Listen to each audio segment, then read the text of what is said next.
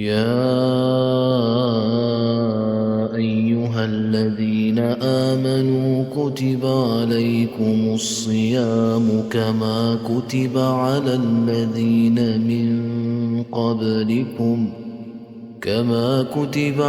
الذين من قبلكم لعلكم تتقون أياما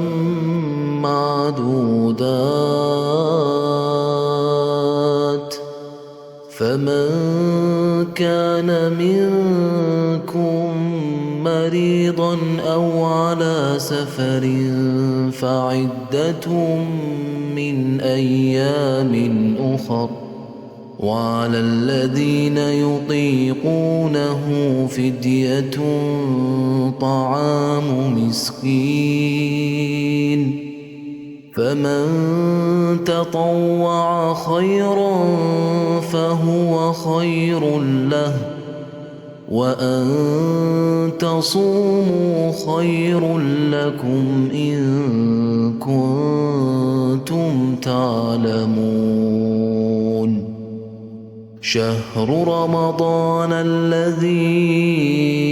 أنزل فيه القرآن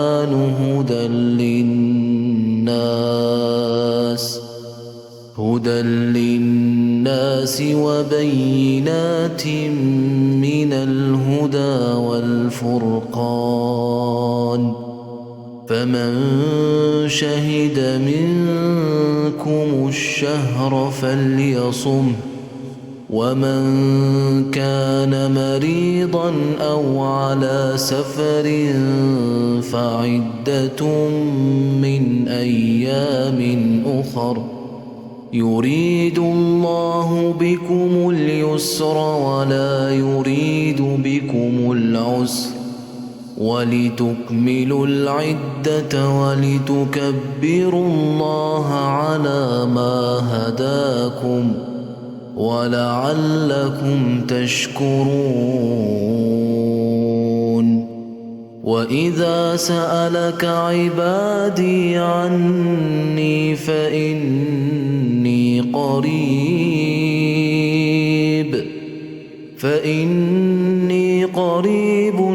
أجيب دعوة الداع إذا دعان فليستجيبوا لي وليؤمنوا بي لعلهم يرشدون.